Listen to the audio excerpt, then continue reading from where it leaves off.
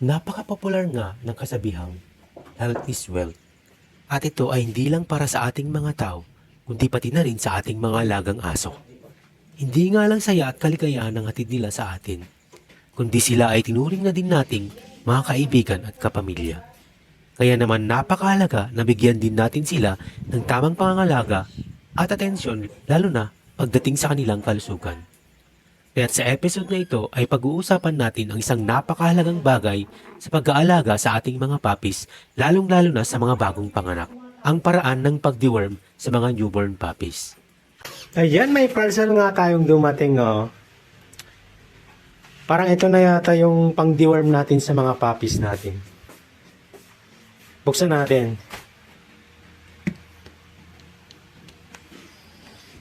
Since naka 15 days na yung mga puppies natin, kailangan na rin natin silang i-deworm. Alam natin na ang mga bagong panganak na puppies ay maaring maging madaling biktima ng mga parasite worms. Kaya naman napakahalaga na agad nating simulan ang kanilang deworming process. Pero bago natin pag-usapan ang paraan ng pag-deworm, bakit nga ba ito ay kailangan? Una, ang mga worm ay maaring maging sanhi ng mga malulubhang sakit sa ating mga alaga. Maaari silang magdulot ng pagtatae, pagkahina at pagkahawa ng iba pang mga hayop o tao. Kaya naman importante na tuwing may bagong panganak na puppies tayo ay agad nating simulan ang kanilang deworming regimen.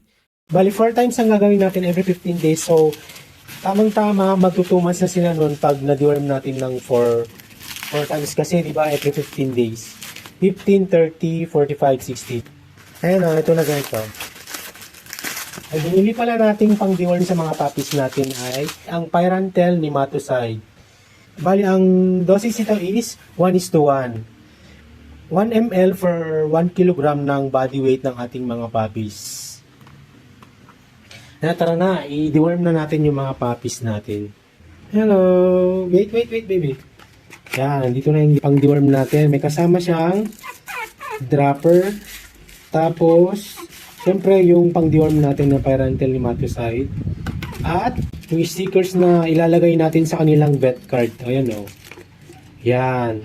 Need natin itong ilagay kada deworm natin ng puppies natin every 15 days para may record sila. Tapos ang schedule natin for first na na vet visit nila is 45 days nila. So magpo 45 days sila sa March 9. Ngunit paano nga ba natin ito gagawin? Disclaimer lang guys, hindi po ako isang veterinaryo at pwede kayong mag-consult sa inyong mga veterinary bago nyo gawin ito. At ito ay base lang din sa mga experience ko sa mga naging unang mga puppies na inalagaan ko na.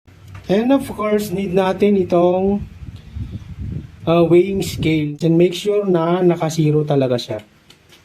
Kasi kailangan yung accurate na weight ng puppies natin. Para malaman natin kung ilan yung ilalagay natin doon sa droppers. Yan. Sinong mauuna? Ano?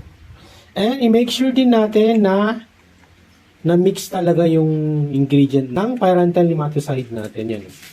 Yan. Ito na yung droppers. Itong si Bunso, unahin natin. Si Bunso. Ano na kaya yung weight ni Bunso? Ay, Bunso! Oh, yan.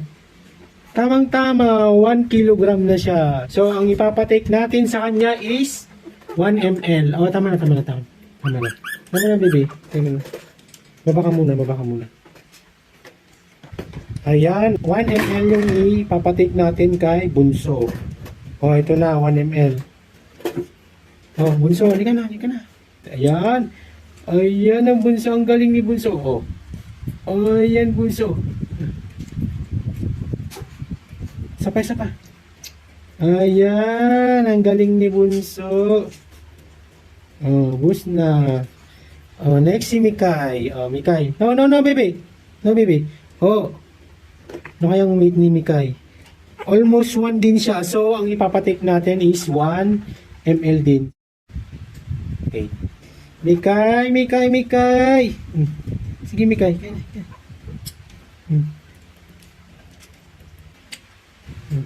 Yan. Galing ni Mikay. Oh, Mikay. Ay. Oh, Mikay. Yan.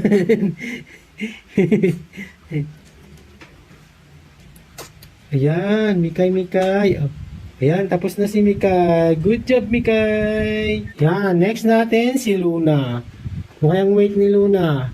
Ayan, almost 1 kilogram din siya. So, ang papatake natin is 1 ml. Ayan, si Luna. Ayan, Luna. Sige, sige, Luna. Sige, Luna. Good job, Luna. And si Burnok naman. Hi, Burnok. Hi, Burnok. Ito, sigurado mabigat si Burnok. Ah, Burnok, sige. Ito na. 1.1 si Burnok. Ayan, kaya ipapatik natin kay Burnok is 1.1 ml. Ayan, yung Burnok. Oh, galing ni Burnok. Oh, matakaw talaga si Burnok. Ayan, tapos na si Burnok. Good job, Burnok. Ayan, tapos na silang mag-deworm gamit nitong Pyrantel Nematocide. Sa pamamagitan ng tamang pag-deworm, hindi lamang natin pinoprotektahan ang ating mga alaga mula sa mga mapinsalang parasites, kundi isa na rin itong paraan upang mapalakas ang kanilang kalusugan at kapanatagan. Kaya't huwag nating kalimutan ang mahalagang hakbang na ito ng pangangalaga sa ating mga paboritong pets. Salamat sa pagtutok. Sana ay may natutunan kayo sa episode nating ito. Hanggang sa muli. Bye-bye!